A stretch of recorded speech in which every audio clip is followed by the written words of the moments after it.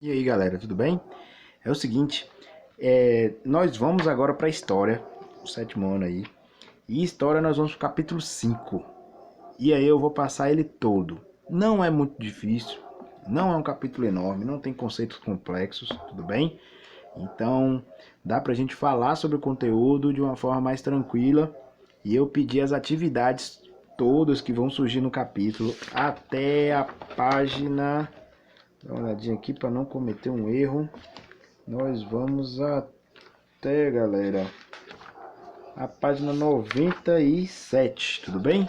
Então o capítulo ele vai começar aí na página 82, nós vamos até a página 97, mas não tem muita coisa até lá não de atividades, são atividades bem pequenas e vocês vão ter essa discussão comigo na terça-feira, ok?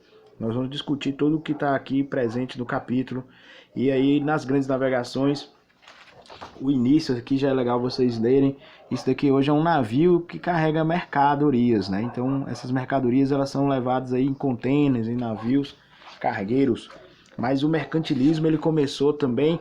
Lembre-se que nós falamos aí da Idade Média, nós falamos aí dos burgos, aquelas cidades fortificadas onde tinham comerciantes, que a partir das cruzadas eles foram para o Oriente, e no Oriente tiveram mercadorias, as chamadas especiarias, que começaram a vender na Europa a preço muito caro.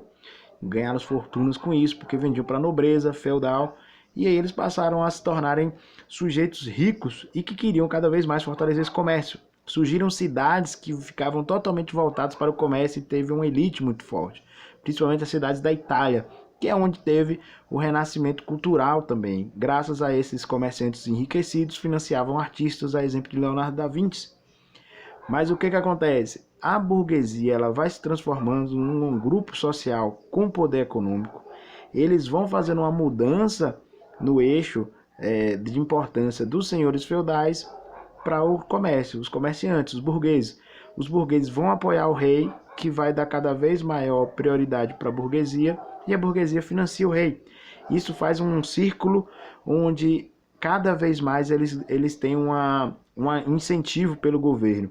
Então vai começar com a Rota da Seda, que eram cidades italianas principalmente que iam para o Mediterrâneo, atravessavam o Oriente Médio, iam até a China e traziam seda, especiarias, temperos e vendiam isso por uma fortuna na Europa.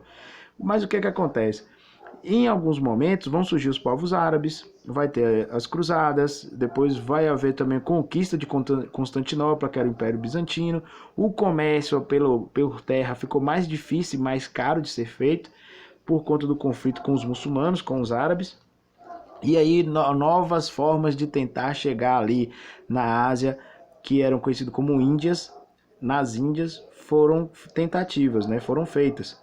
E aí nós vamos ter os portugueses como os pioneiros da navegação. Como é que os portugueses se tornaram povos pioneiros nesse processo?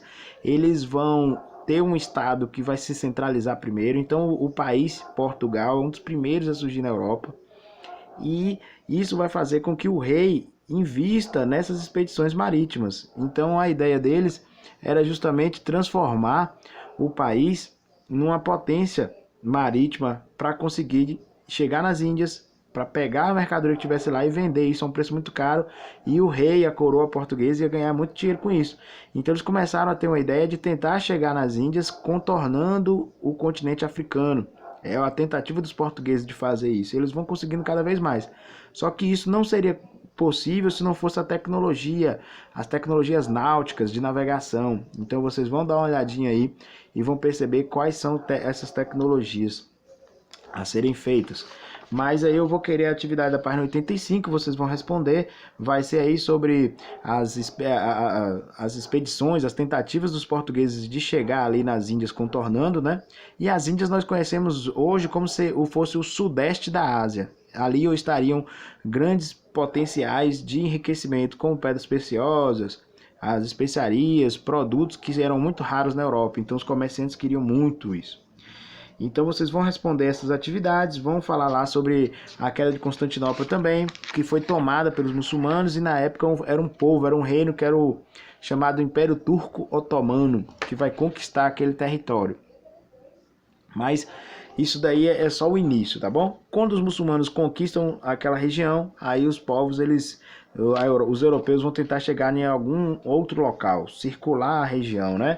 Aqui está um exemplo de um mapinha que vai mostrar como os portugueses eles vão tentar sair aqui do território aqui que é a Península Ibérica na Europa, ó, e contornar o continente africano. Eles vão tentar fazer isso e vão conseguir. A primeira pessoa que vai conseguir isso daí é Vasco da Gama. Depois, Pedro Álvares Cabral também vai tentar fazer essa travessia, só que ele chega aqui no Brasil, ele bota uma bandeira ali e fala que aquele território de Porto Seguro seria o território pertencente à coroa portuguesa e vai depois para as Índias e continua seu trajeto. Então vocês vão ver sobre o caminho das Índias, a tecnologia náutica, falar um pouquinho sobre as embarcações, sobre os espanhóis também, porque logo depois de Portugal, a Espanha também consegue se unificar, vira um reino e deixa aquele estado dividido em feudos, todo fragmentado, e passa a ter uma monarquia. E essa monarquia na Espanha, assim como em Portugal, também vai financiar as expedições marítimas. O primeiro a ser financiado de fato vai ser Cristóvão Colombo, que em 1492 vai chegar na América, antes inclusive de Pedro Álvares Cabral, 8 anos antes. E ele vai achar que chegou nas Índias, na Ásia, mas não chegou. Até hoje ele tem uma influência, né, na história, mas ele morreu achando que chegou nas Índias. Não queria acreditar que chegou no novo continente. E também ele acabou sendo um dos responsáveis por chamar aquelas pessoas que encontraram aqui os nativos americanos de índios. E até hoje ficaram por esse nome, né? Por eles. Então os espanhóis eles vão conseguir se unificar, eles vão conseguir também disputar territórios. E 1492 chega nas Américas, mas isso não vai ser conhecido como um continente, mas é conhecido como Novas Terras. E essas Novas Terras eram disputadas entre Portugal e Espanha, as duas primeiras. Aí vai ter que ter um tratado para dividir essas terras, essas terras entre Portugal e Espanha. Quem vai fazer isso vai ser o Papa, era como se fosse o juiz da época. Ele vai dividir o território entre dois pedaços, e esses dois pedaços, a 370 léguas, a partir das ilhas de Cabo Verde, seriam da Espanha, da linha para cá seria de Portugal. Então aquela linhazinha do Brasil onde vai ser as chamadas capitanias hereditárias foi a partezinha que era cabível a ser de Portugal, né? E depois todo o resto da América vai ser da Espanha. Não é à toa que a América Latina é o maior território ali, e nós é que vamos expandir depois a nossa linha da colônia com a unificação, com a chamada União Ibérica. Nós vamos ver isso também, mas é mais à frente. Então o Tratado de Tordesilhas vai estar lá, tem a importância histórica dele, vai definir, por exemplo, no continente americano, quem é que vai dominar o que ali. Também tem a chegada ao Oceano Índico e Pacífico, coisa que os europeus conheciam muito pouco o Oceano Atlântico. Depois eles passaram para essas navegações e depois eles vão chegar no Oceano Pacífico e no Índico, territórios desconhecidos até então para eles também. E vocês vão fazer as atividades da página 91 sobre essas expedições entre portugueses, Tratado de Tordesilhas, os espanhóis, e aí vai ter as consequências da navegação. Como as nações europeias vão se dizer donas das terras conhecidas, como também vai passar a ter um processo de escravização dos nativos, sejam africanos, sejam também os ameríndios, né? Os povos nativos da América. Como também vai ter uma prática que é o do mercantilismo. Que detalhes são esses do mercantilismo que todos os países da Europa vai tentar ter para fortalecer a economia dos países? Como a prática do metalismo, do protecionismo, a balança comercial favorável, de você tentar exportar mais do que comprar para você fortalecer a economia e ajudar a burguesia nacional, né? Então, todos os países vão tentar fazer isso. Depois também outros vão tentar fazer essa expedição marítima, como é o exemplo de França, da Inglaterra, que não vão querer ficar atrás e não vão respeitar o Tratado de Tordesilhas. Mas de início, as primeiras nações que vão fazer definitivamente são as nações de Portugal e de Espanha. E elas vão conseguir fazer isso por causa da unificação dos seus territórios. Os dois primeiros a ser conhecidos como países. Os outros vão chegar um pouco depois, e isso vai atrasar esse processo de expedições, que eram muito caras e somente um rei, uma monarquia podia financiar isso daí. Por mais que fosse muito perigoso, havia uma chance de ter um lucro grande, um retorno grande. Não é à toa que quando Vasco da Gama conseguiu ir e retornar a Portugal, ele voltou e teve um lucro de mais de 1000%. Então a coroa portuguesa encheu os cofres de dinheiro com essas expedições, tá bom?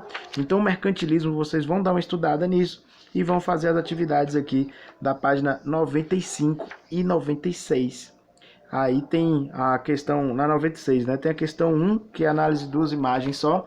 É tranquilo, vocês vão ver aqui duas imagens, dois barcos aqui naufragando. Vocês vão achar os elementos que são em comuns.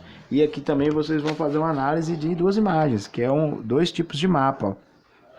Então nós vamos ter dois mapas em tempos diferentes da história, um de 1467 e outro de 1570, 100 anos de diferença, mas o conhecimento marítimo fez uma transformação muito grande nas cartografias, no conhecimento de mapas. E pronto, aí terminou o capítulo, é bem tranquilo, não tem grandes dificuldades, tá de boa para fazer. Na aula nós vamos falar um pouco mais sobre isso, vocês já podem dar uma lida no capítulo e depois vocês levem as dúvidas para terça-feira, ok? Grande abraço, galera. Valeu e até mais. Tchau, tchau.